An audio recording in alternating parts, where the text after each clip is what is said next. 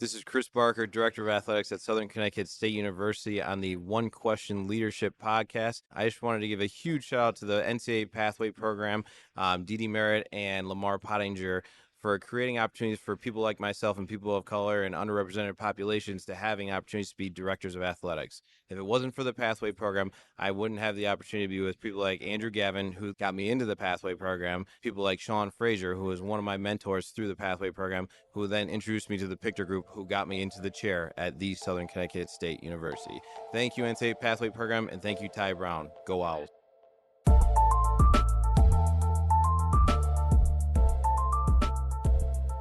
Greetings, this is Ty Brown, and welcome to the One Question Leadership Podcast, where we highlight executive and organizational leadership. Be sure to follow us on Twitter and Instagram at 1Q Leadership. Our guest today is Jeff Mitchell. Jeff is the Deputy Director of Athletics at the University of Southern Mississippi. Greetings, Jeff. Thanks for joining us. Thanks, Ty. Great to be with you. Now, Jeff, you've been at Southern Miss since, I believe, 2018. You came in for one job and ended up being the interim athletic director for a few months. And then now you're in your role as deputy athletic director. Prior to, you spent time at Santa Clara University. And when I was looking at your bio, I guess a school that's a little smaller like Santa Clara, you got to do everything in the athletics department, because it said you were the chief operating officer, the chief revenue officer, you were external, internal compliance, and every position you ever heard of in athletics, right? Which I thought was interesting. Spent some time at Millsaps. You started off there in sports information. You played baseball. You coached a little baseball while working there. You've been in college athletics for over 20 years. You also went to law school while working in media relations at Mississippi at Ole Miss. And so you have a lot of experience, and it seems like you spent the first part of your career making sure you had all the qualifications necessary to set up for the part of your career where you're in now, where you're the deputy. So I am happy to have you on the podcast. Man, it's great to be here, Ty. Look, my grandfather gave me some advice a long time ago, and he says, just be qualified for what you do. And I took that to heart. And, I've been so fortunate in my career to have had the diverse experiences that I've had. But being qualified really means something. And so the education was very important to me. And, I was offered the opportunity to go to business school and to start my career at Millsaps, a place that I adore. And, it's my alma mater, and I had the opportunity to play baseball and coach there too. But it was that really foundation that sparked my interest to go to law school after that, and just to fall in love with intercollegiate athletics and higher education, and knowing that an MBA and a law degree could set me apart in my career. And as a matter of fact, Ty, I read an article in the Sports Business Journal when I was in MBA school that had a quote in it from Andy Geiger, who at the time was the athletic director at Ohio State. And he said that the future leaders in our profession would be those with a business background and or a law background. And in that moment, I decided that I would do both. Oh, wow. And I've never looked back. That is interesting. Both of those educational experiences, the MBA and the law school. Of course, law school, there's a certification process and the bar association, those types of things. But definitely the MBA, a lot of times it is the material, but the general concept is, let's teach you how to think about things, right? Not what to think, but how to think.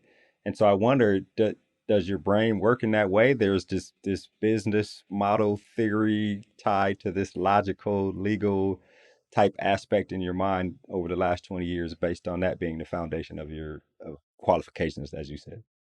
Yeah, it's a great question. Sometimes I'll sit across from my staff members and I'll tell them, like, look, I'm putting my law cap on right now, and we're having a conversation that is rooted in legal theory or just legal issues. And then other times, because I really focused on organizational development in management in business school, is I'll tell them, look, I'm putting this hat on too. And sometimes you get to wear both at the same time. That's always a fun conversation. But I think those two educational experiences shape the way I think, shape the way I lead, and it helps me have a holistic understanding, at least in my opinion, of our profession and the challenges that we're facing, the opportunities that we have going forward. And it's an interesting time, Oh obviously, yeah, in our profession 100%. right now. And I think that critical thinking ability is very valuable now as we chart a path forward. Is there a process you use? Well, I guess it kind of depends on what is put before you in terms of solving problems and preparing solutions. But is there a process you use in terms of how you approach, especially coming from the deputy chair, where you're probably like a COO in terms of hands and everything? Is there an approach to solving problems you use with those types of that type of education in your background? Yeah, I think most of the times at this level, I'm getting information from multiple sides, so to speak. So uh, pushing the envelope a little bit, it's almost like I'm a judge in some respects, and I try not to form too quick of an opinion on matters, and really want to hear what's being brought to me. So I utilize, um, I guess, a tactic that's really evidence based, question based. Like I need information to help me form an ultimate decision that I'm going to make, or help me develop a framework that I'll utilize to present to others based on facts that I've gathered. So I try to do it in a very methodical, strategic way. Um, and sometimes, Ty, it's utilized for me to make a compelling argument for something that I think we need to accomplish, and other times it's just basic facts saying here's what's going on, and maybe it's not for me to make a decision, maybe it's for our athletic director to make the decision, but I want him to have the opportunity to make the decision. Jeremy McLean is our athletic director at Southern Miss, and it's part of my job is to give him clear, concise information of a particular problem that ultimately he may have to make a decision on. And the more I do my job well, the easier it is for him to make that ultimate call. Right. Is there I give advice to friends of mine who sometimes don't like the way something is presented to them. And I'm like, look, before you decide to get upset, ask a clarifying question first to make sure you understand how this thing is being presented. Is there a question, or do you have a some leaders have a habit to do something first before they even start processing information? Like you said, ask a question. Is there one question that you resort to first, usually when you are processing information, or does it depend on what's coming across the table? Yeah, I do, and it's basically tell me what you want to tell me, and and I try to put people at ease, whether I go to their office or they come to mine or we just meet somewhere in the middle. It's tell me what you wanted to tell me, and make it comfortable for them. Sometimes we can't get to the root of an issue unless we're very open and honest and transparent with each other, and I think sometimes people in our positions um, don't get the, all of the information that perhaps is out there. And I want to do my best to create an atmosphere that's conducive to fact finding and understanding the totality of the circumstances, because that's how we can root out issues. And I will say that we have such a great culture here at Southern Miss, and we had a great culture at Santa Clara as well. And so we really didn't get bogged down into distractions in the office place, and we were able to quickly facilitate any type of issues, root them out, and focus on making progress. And that's kind of what we're here to do, is to just charge forward every day. And sometimes we get bogged down in things that waste our time and our distractions, and we try to eliminate that to the extent that we can. So the more open and honest and transparent we can be, and that starts with leaders in our organizations, just to say, tell me what you want to tell me, so that we can get to a conclusion. So people just present the bullet points right off the back. Right. Well, there's this, Jeff, this, and this, right? Kind of That's right. situation. That's right. Super interesting. Now, when you were at Santa Clara, I think you were there 12 years, right? Correct. And I believe what you told me offline was that in the first 8 years, you were in an internal role working in compliance, and you said, but you had an external problem, right? As if you had this addiction to external relations in college athletics. It was a problem for you. But talk to us a little bit about that experience. Started off running compliance office, but you found yourself dabbling in everything external, and that actually became your specialty later on during your tenure there. Yeah, so I was so grateful again for my experience at Millsaps first to cut my teeth in this profession and to be engaged in media relations. And I loved it so much. So when I went to law school, that was my ticket into working in the athletic department at Ole Miss, and worked on the external side while I was in law school. And so when I transitioned, that my wife and I got married, we moved to the West Coast. I was knocking on doors in the Bay Area, and the only school that looked at me was Santa Clara. And so I volunteered for 5 months uh, in the only position that I could volunteer, that they were giving me the opportunity to volunteer in, which was in the compliance office. And And this was just after law school, right? just after law school. Yeah, right. Okay. And so, I'd been given some advice while I was in law school that I should look at working in compliance. And again, I was so fixated on that external front that I really dismissed the compliance notion. God's plan is bigger Yeah. than mine anyway. And so, Right. uh, I had this opportunity to work in compliance, and that was the biggest blessing I think in my career, because I was able to develop a broad and holistic view of higher ed and intercollegiate athletics that I just didn't know existed until sitting in that office. And I was invited at a place like Santa Clara that was smaller and where you did have to wear multiple hats to sit at the table at almost everything that we did. So I was beginning to learn how to run an office, how everything interplayed with each other, and the compliance was central to that because people were always looking to me to provide information. Can you do this? Can you do that? And it just began to educate me about how it all works together.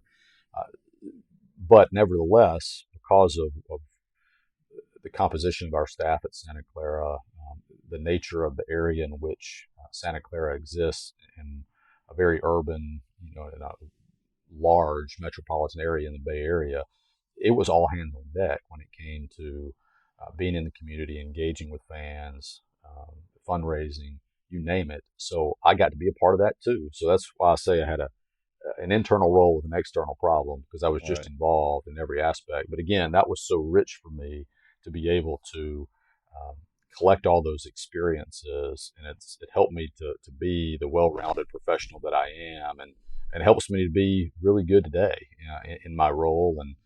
And I did eventually transition the last quarter of my or third of my time at Santa Clara, running the day-to-day external operations as the number two administrator, uh, and we had gone through a leadership transition there.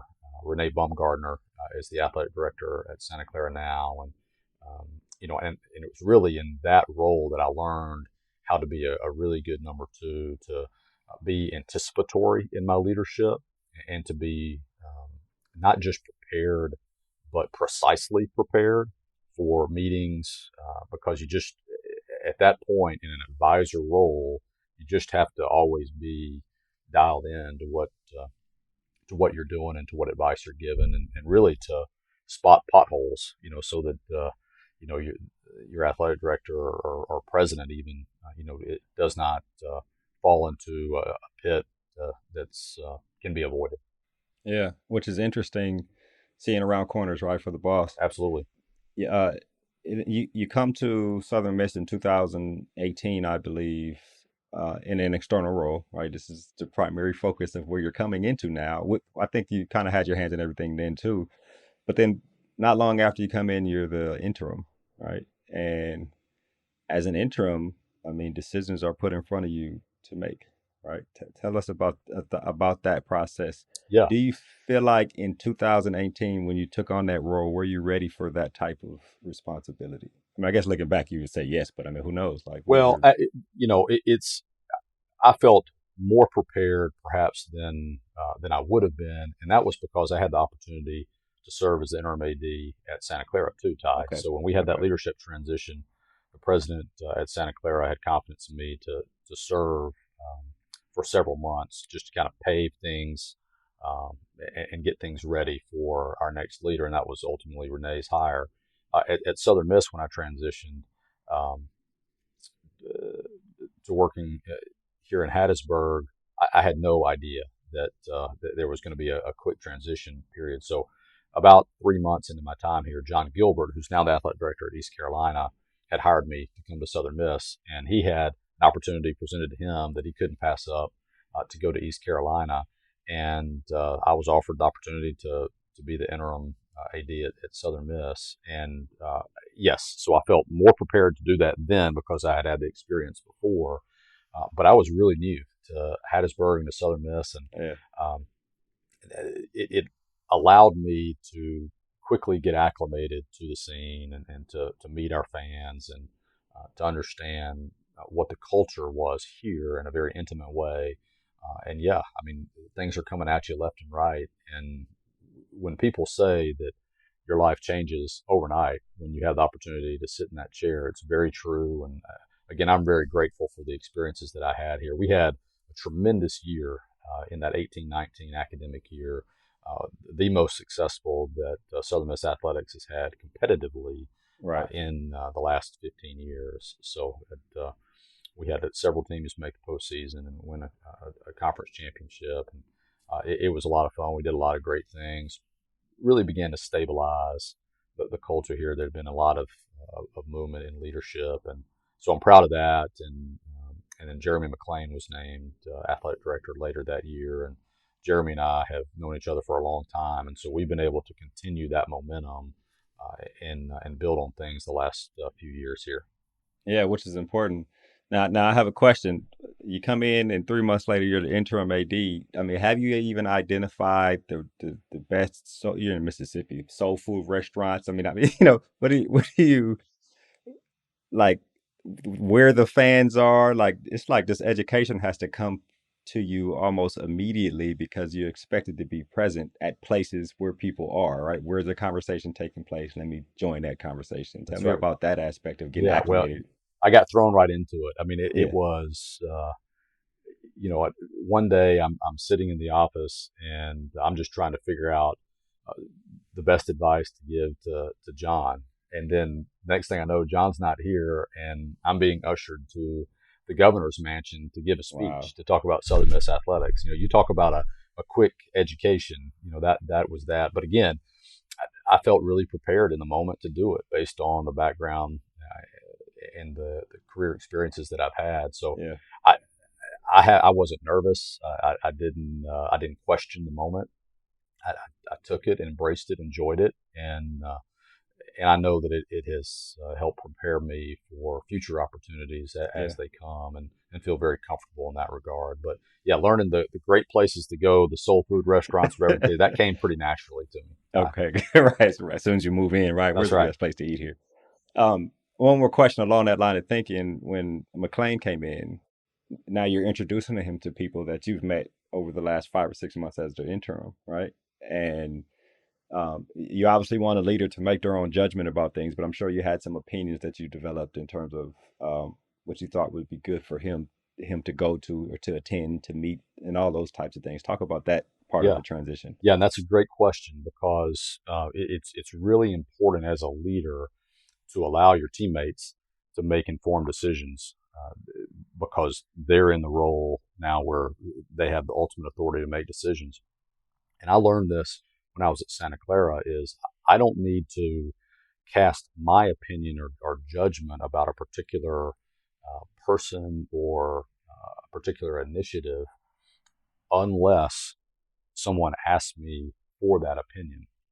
I don't need to unnecessarily um, project what my feelings are. And so what I told Jeremy was, to the extent that I can provide background information or context to a particular issue, I will be happy to do that. Uh, but I want you to have the freedom to make judgments of your own and to ask questions without any type of preconceived judgment from me. And however, where there were clear potholes, to use that analogy again, I would steer him away from those, and that was just he had to trust that what I was telling him was safe, and again we've known each other, so we had that rapport, and I think I did a good job of making sure that he didn't run off the road. But at the same time, I think I stayed true to the idea of letting him make informed decisions, with me being there to provide helpful, thoughtful advice, but without um, creating some unnecessary bias. Yeah. I think what you're saying is interesting, especially as the deputy, right? The number two. You don't want to create bias, but you do have to give your thoughts based on the information received. Right.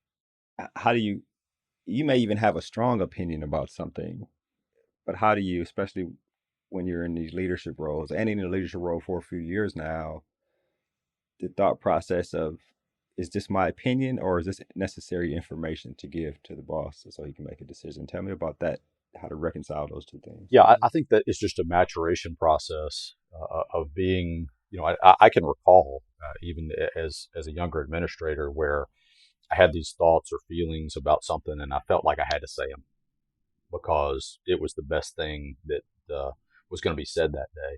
And then I quickly realized that sometimes the best thing said is that which is unsaid, and or to ask questions to lead someone to have unique and thoughtful inspiration on their own, as opposed to me, um, you know, messing with the situation. And I just learned over time that if you were going to say something, that it had to be measured, it had to be thoughtful, it had to be precise, had to be chock full of pertinent information as opposed to just filler. And I think that made all the difference in terms of my growth and the opportunities that I have had to be top advisors to athletic directors and to presidents. And sometimes less is more. But when things are said, it's got to be um, very relevant and rooted in evidence. And I think that's going back to MBA and law school. I think those are lessons that I've learned that ring true every day, and especially now because I think I've gotten pretty good at it at this point. Yeah, which is excellent. Now, one interesting part of your bio and your background is that you wrote a textbook, right? Sport Ethics and Leadership by Jeff Mitchell, which is used at a couple programs throughout the country. Tell me about the provenance of that idea to actually write a textbook. And I mean, do you just so I've been co-author on a book also, but I mean, just how do you come about writing a textbook that people Yeah. can use for class type situations? Yeah. Well, I had a neat community when I was at Santa Clara and stumbled upon this group of gentlemen that I guess there were five total, including me, and four of whom were attorneys, and one was an ethics expert. And we started to collaborate, and all of a sudden we birthed this idea of writing a textbook, and it began to gain some momentum. This was probably back in 2014, and we met fairly consistently. We came up with about 13, I think it was 13 chapters in the book, and began to utilize the various expertise of our respective careers as law intersected with sport. And then we brought in the gentleman who was the ethics expert, and we just wove a textbook together where it's a practical book on how to apply ethics and leadership scenarios in sport. And it does have a little bit of a legal slant to it, but the design was that the textbook could be used at the undergraduate or graduate levels. And it's been adopted some, and it was a fun project to work on.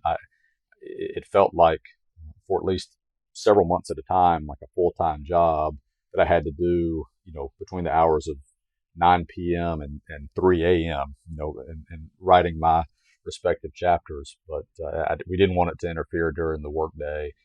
And at the same time, didn't really want it to interfere with family time at night. So you put the kids to bed and then you go and start writing at night. But I really enjoyed it. It was a challenge, but it was very, I think, fulfilling at the end to see it in print. And the joy now is that I get to use it a little bit myself in teaching in our business school on sport management and leadership and weaving in an ethics component. And it's so important today in how we lead, and certainly the changing landscape of our profession is to make sure that ethics and leadership is at the heart of everything that we do. Do you feel college athletics changes so quick, and even society, what was ethical may not be, or what it wasn't ethical may be leaning towards. It's just the whole thing is weird, and everything evolves to wherever it evolves to. Do you feel like the concepts are they still apply even with the evolution of where we are in terms of college athletics and leadership? Yeah, I think so. The situations are always different, Right. and I mean, you learn that in law school. The facts of the case are different in every case that you have, um, but you're trying to get to the truth. And um, you know,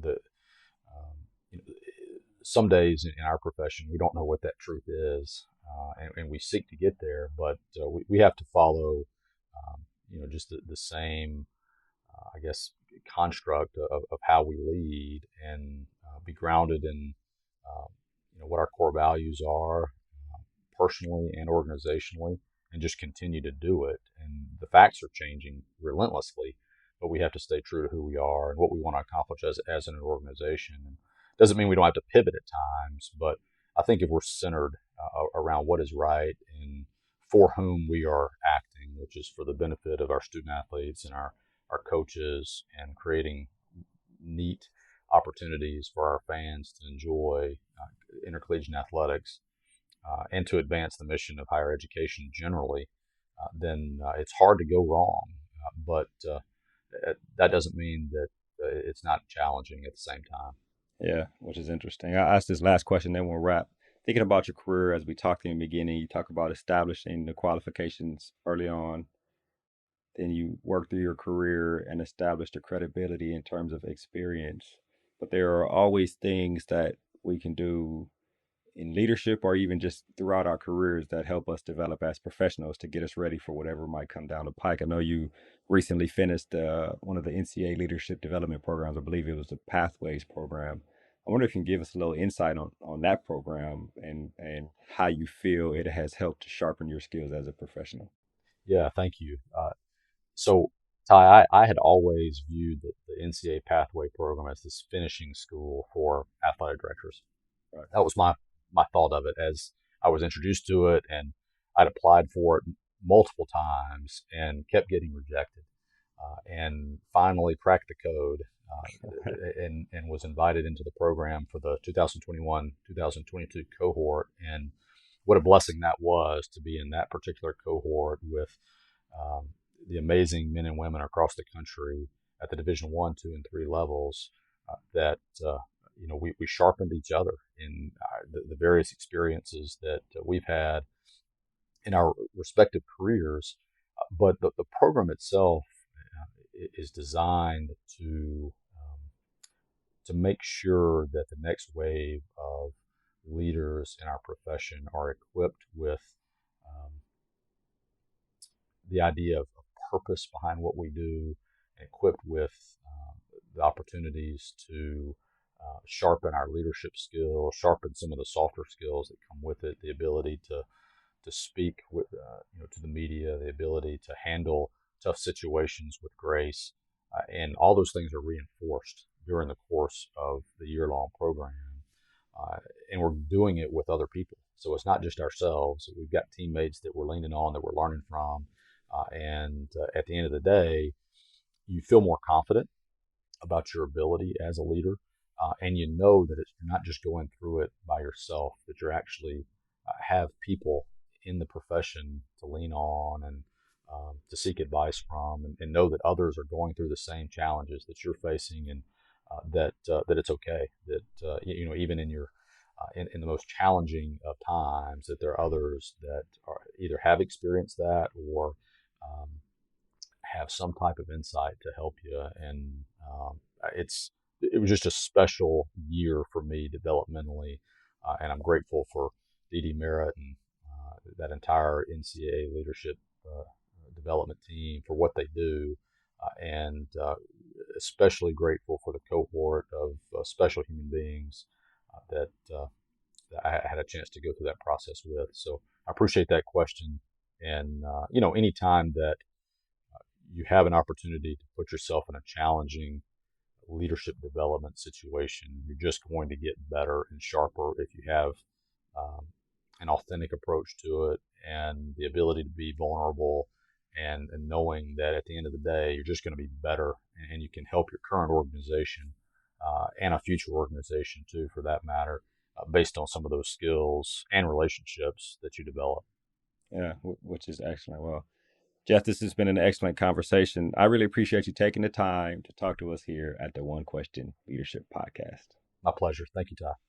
Yes, sir. That was Jeff Mitchell. He is the Deputy Director of Athletics at Southern Miss. And of course, this is Ty Brown with One Question.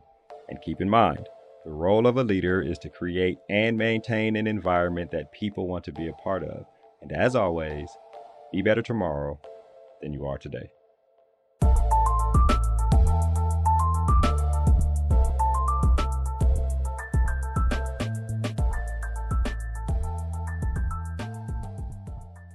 This episode of the One Question Leadership Podcast is produced by Spades Media Group, solving problems using creative leadership.